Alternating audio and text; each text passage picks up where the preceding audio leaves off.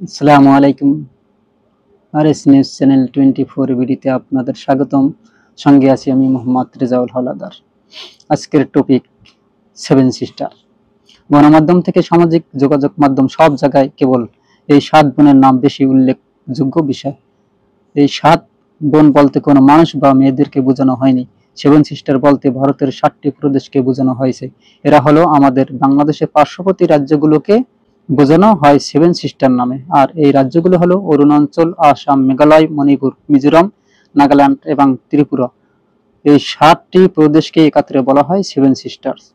আর এই 7টি রাজ্য বাংলাদেশের উত্তর অঞ্চলে অবস্থিত। এবং ভারতের রাজনীতিতে এই সেভেন সিস্টার অত্যন্ত গুরুত্বপূর্ণ কেন? এই 7টি রাজ্যগুলোকে একত্রে সেভেন সিস্টার ডাকা হলেও মূলত প্রতিটি রাজ্যে ভৌগোলিক ও সাম্প্রতিক ভাবে স্বতন্ত্র। এদের মধ্যে রয়েছে পারস্পরিক সম্পর্ক ও নির্ভরতা। ত্রিপুরার সাংবাদিক জ্যোতিপ্রসাদ সাইকিয়া সর্বপ্রথম রাজ্যগুলোকে একত্রে সেভেন সিস্টার নামে উল্লেখ করেন। এই 7 রাজ্যের মোট আয়তন 2,62,184 বর্গ কিলোমিটার, যা বাংলাদেশের চেয়ে দ্বিগুণ। ভারতের প্রায় 4% এলাকা নিয়ে গঠিত। দক্ষিণ পশ্চিমে বাংলাদেশের সাথে 1596 কিলোমিটার 992 মাইল আন্তর্জাতিক সীমানা রয়েছে। এই 7টি রাজ্যে জাতিগত এবং ধর্মীয় বৈচিত্র্য বিদ্যমান থাকলেও রাজনৈতিক, সামাজিক এবং অর্থনৈতিক ক্ষেত্রে তাদের মিল রয়েছে। ভূ-রাজনৈতিকভাবে এদের অবস্থান, প্রাকৃতিক সম্পদ এবং বৈচিত্র্যময় সামাজিক কাঠামোর কারণে সারা বিশ্বে তারা অতুলনীয়। এই অঞ্চলেই অধিকাংশই আদিবাসী জাতি এবং উপজাতি সম্প্রদায়। শুধু অরুণাচলে বাস করে 100টিরও বেশি উপজাতি সম্প্রদায় এবং 26টি আদিবাসী সম্প্রদায়। চোখ জুড়ানো বৈচিত্র্য এবং প্রাকৃতিক সৌন্দর্য সেভেন সিস্টারকে করেছে অতুলনীয় ও সুন্দর। এই 7টি প্রদেশে রয়েছে ছড়িয়ে ছিটিয়ে কিছু অনন্য সম্পদ ও জায়গা যা বিশ্বের কোথাও নেই। এদের মধ্যে সবচেয়ে উল্লেখযোগ্য রয়েছে ভাসমান জাতীয় উদ্যান। এটি বিশ্বের একমাত্র ভাসমান জাতীয় উদ্যান বা পার্ক। প্রায় 40 বর্গ কিলোমিটার আয়তনে মণিপুর বিষ্ণুপুরে অবস্থিত। এখানে আছে সবচেয়ে বেশি বৃষ্টিপাত এলাকা, আছে এশিয়ার সবচেয়ে পরিচ্ছন্ন গ্রাম মালানাং, যা মেঘালয়ে অবস্থিত। শুধুমাত্র মহিলা দ্বারা পরিচালিত এশিয়ার সবচেয়ে বড় বাজার ইমা মার্কেট অবস্থিত মণিপুর রাজ্যের রাজধানীতে ইনকলে। সারা বছর ধরে এই রাজ্যে থাকে মনোরম পরিবেশ, যা পর্যটক আকর্ষণের একটি বড় কারণ। মূল ভারত থেকে সেভেন সিস্টারের প্রবেশ একমাত্র পথ হলো শিলিগুড়ি করিডোর দিয়ে আসাম রাজ্য। এ কারণে আসামকে সেভেন সিস্টারের প্রবেশদ্বারও বলা হয়। ব্রহ্মপুত্র নদীর তীরে এই রাজ্যটি অবস্থিত। ভৌগোলিক পটভূমি অনেক মনোমুগ্ধকর।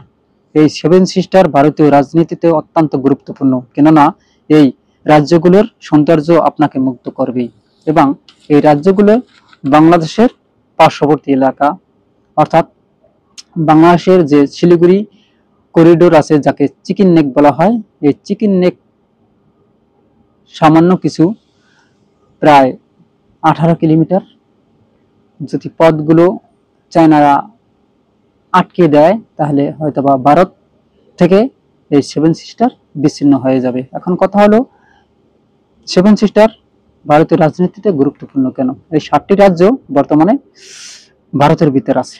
এটি নেওয়া হয়েছে 1972 সালের শেষ দিক দিয়ে। এর আগে এরা ভারতের সাথে সংযুক্ত ছিল না।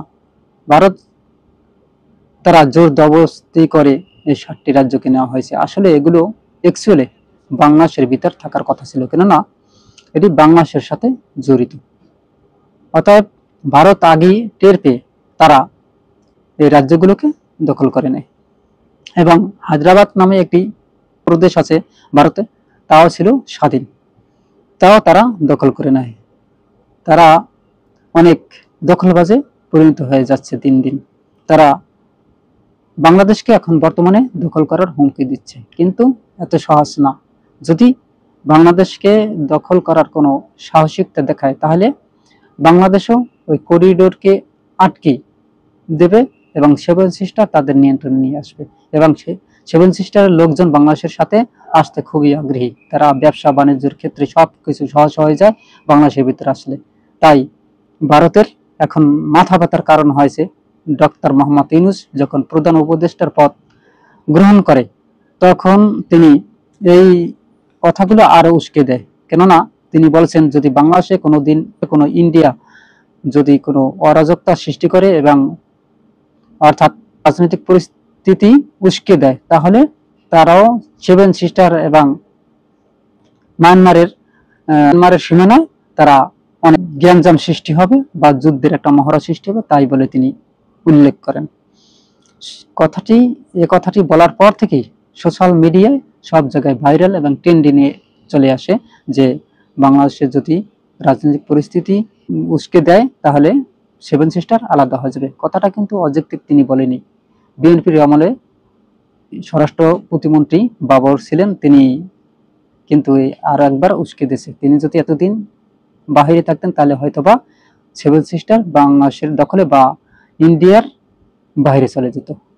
অতএব তাদেরও চিন্তা ভাবনা করা উচিত বাংলাদেশকে গুরুত্ব দেওয়ার। বাংলাদেশ ছোট হলেও বাংলাদেশের ইন্ডিয়ার রাজনীতিতে বাংলাদেশ একটি গুরুত্বপূর্ণ অনেক বড় বিষয়। আজ এ পর্যন্তই। আসসালামু আলাইকুম ওয়া রাহমাতুল্লাহি ওয়া বারাকাতুহু।